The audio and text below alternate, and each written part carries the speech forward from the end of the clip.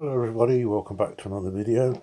Today we're going back in history to 1982, and this was Canon's sort of first play about with the idea of autofocus. This was launched. It's the last of the A series cameras that we've been covering.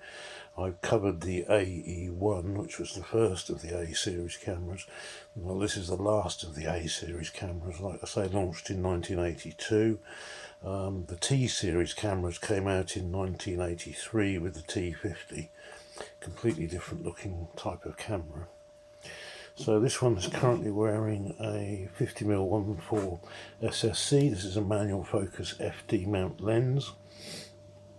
To remove this lens, this is a breech lock version, so you have this chrome collar at the back. You just turn it to the red dot is at the top, and then you can remove the lens. So I'm not really focusing on the lens today, we're focusing on the camera body. And we don't need the cap, I can put that back on the lens. Okay, so when we look at the front, we have this quite large pronounced grip on the left hand side. We have a sort of red window at the top here, and we have this QF, which stands for quick focus, on this side. A couple of lug straps. I have a button here which I think is a memory function for the exposure, if I remember correctly. Now if you look at the mirror, you'll see quite interestingly it has this pattern etched onto it, and this uses phase detect autofocus. It only has the one central point for the autofocus area, and it does this by using an electronic rangefinder type of arrangement. So you can see this pattern that's etched into there. If I gently lift this mirror up, you'll see, hopefully, there should be another mirror underneath it. And what that's doing is it is sending light down to three sensors in the bottom. So the idea and the theory behind this is that when an object's in focus, its contrast is the highest that it can be. So you have one area that measures for low contrast one way, maximum contrast in the middle, and lowering contrast in the other direction. So what you have in the viewfinder is you have an arrow on one side, an arrow on the other side, and a green light in the middle. And the idea is that you basically become the autofocus motor by turning the focusing ring until you get the green light illuminated. Fairly obviously you've got to have the focus point, which is marked in the centre just by a couple of sort of brackets. You put that on the subject that you want to be in focus, and you turn the focus ring, and actually the arrows point in the direction that you need to turn it to bring the object into focus. So this is a very, very early dabble by Canon. This was in answer to the F3AF from Nikon and the Pentax MEF. So that's the front of the camera. The throat is identical, it takes any FD lens. It has the usual things like the maximum aperture selector down at the bottom here, and the means of operating the aperture, and it is a camera that meters fully open. It's not stop down metering. On the bottom we have the big issue with these cameras is the battery doors. The battery doors are very, very flimsy. This camera takes two AAA batteries that sit in the grip, and what I've had to do here is put some cardboard underneath to push it in a little bit more, and then use some of my infamous black tape just to hold it on. 99.9% of these now have broken battery doors.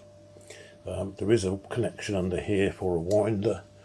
I have a winder. This is a working winder. You can see that just attaches to the bottom. No power rewind, but rather usefully it does have storage for the cover, which is quite a neat idea. But yeah, that's the AE Winder 1. That fits all of the AE cameras. Tripod bush, slightly off-centered actually from the centre of the lens mount, and electrical contacts for the winder. On the top plate we have a film advance lever, very nice action. This is the shutter release button. Press it down a small way and the metering's activated, pretty standard by this time. And it is threaded for a cable release. Here we have, this is set on A for automatic because this camera is a aperture priority camera. It's not program. Program cameras came a little bit earlier with the A1. And we have a limited selection of manual speeds of 1000, 500, 250, 125, 60, which is going to be the sync speed, 30, 15 and B. So we have it's a usable range, it's pretty standard for the time. Self-resetting frame counter, and around this we have the selector switch. As you can see, this is in the this camera's going to autofocus. This is in the L position, which is locked, so it won't do anything. There's a little sort of grip here that you can move across. A is for automatic. There's no manual in this, I don't think. I think if you take it off the A here, then it becomes manual. And then we have self-timer, so it is cocked. So if I push the shutter button, that's what the little red window signifies, and quite handily it's repeated on the top as well. So it just blinks away and it goes crazy just before the shutter fires. You can see this one desperately needs the mirror damper replacing on the top there. On this side we have a battery test function that is related to the needle inside, which I don't think this will show, but there's a scale on the right hand side of shutter speeds, and there's an area at the top where you can see that the needle has risen up above the red area, so the battery's fine. And finally we have a ASA ISO setting dial, so you can see this is set to 400. Just push this button in to change the ASA or the ISO, and the range on it goes up to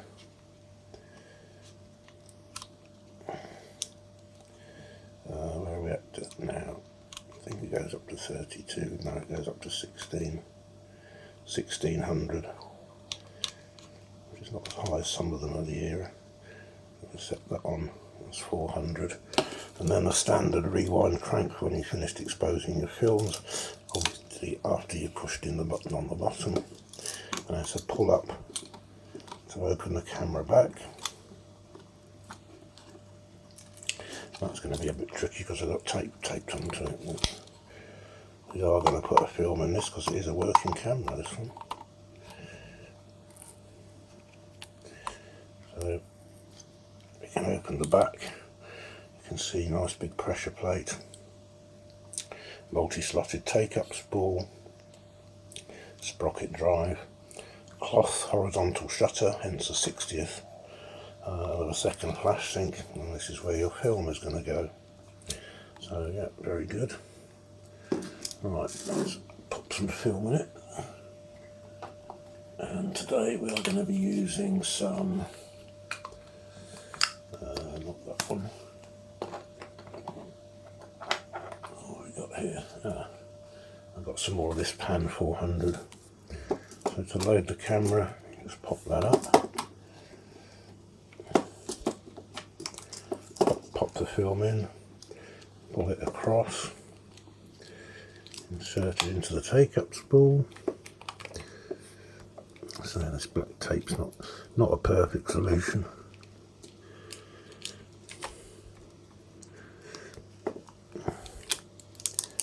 And then just wind it till the sprockets are attached. Close the back.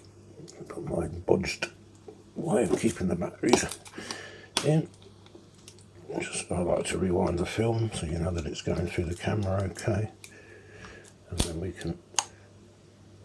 Oh, I've still got the self timer set. That's on the A mode.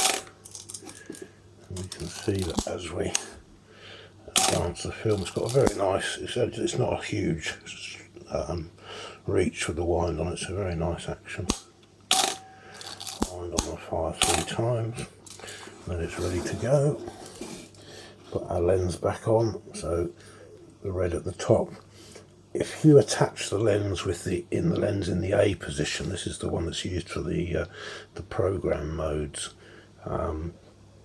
it will always shoot at the smallest aperture of the lens, so your exposures will be wrong. It will always stop down to f16. Once it's attached, this camera won't allow you to put it into the A position, so you just make sure your aperture is not on A. Red dot to red dot at the top, twist the back collar clockwise about a quarter of a turn, and you'll see that it won't allow me to go past the smallest aperture. So let's see if we can demonstrate this autofocus. This should be interesting. So a small bit of pressure on there, and at the bottom in the middle there, you should be able to see where the 3 indicators are. This camera needs a good clean. See if I can get it to work. And I think my batteries have come loose. Probably needs another piece of cardboard in there to push it down on. What are we on now? On A. So yeah, you can see the design of this is and my little bodge up is not particularly working great because of the pressure of the batteries. That's what breaks the doors on it. So looking through, she's got yeah, you can see there's the focusing part. Oops. It will still allow you to take a photograph with it in that position.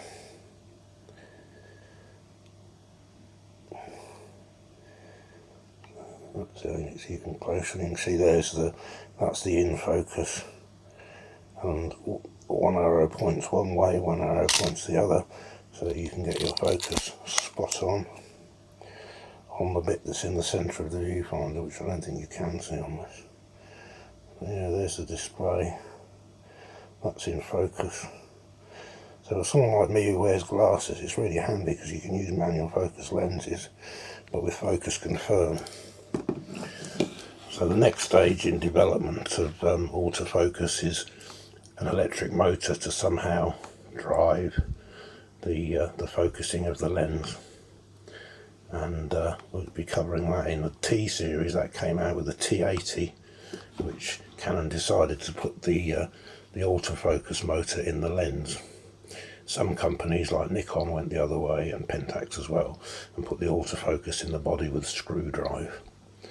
But this and the T80 were really the early stages for Canon getting into autofocus, and of course all of these technologies were rolled up into the EOS series, which came out in 1987 with the EOS 650. The 70s very much belonged to Nikon. Nikon was the pro camera of choice. Canon were determined to get into the game, and for them autofocus with the EOS mount is really what catapulted them into the big time to compete with Nikon. A lot of people switched over to Canon from Nikon when the EOS system was announced, and it was primarily down to the autofocus. Canon at the time had the better autofocus system. So there we go, folks, a bit of history for you. These are quite rare, they weren't made for very long. I quite like it because it's aperture priority, which is my favourite. I don't mind shutter priority as long as I've got aperture priority as an option. But yeah, they're quite heavy, quite chunky. I like the grip on it. Put a nice lens on it like this one, which is the SSC version of the 1.4. I just need to sort out the battery door at the bottom. There's a little bit of corrosion in there that we need to tackle with a bit of the old vinegar and cotton buds. But yeah, that's the camera for today. The Canon AL-1, the very last of the A series cameras. They're all a bit iconic, but this one's a bit of a rarity. Thank you very much for watching. Hope you enjoyed. Like, comment, query and subscription and subscribe, all the usual stuff. And I look forward to seeing you in the next one.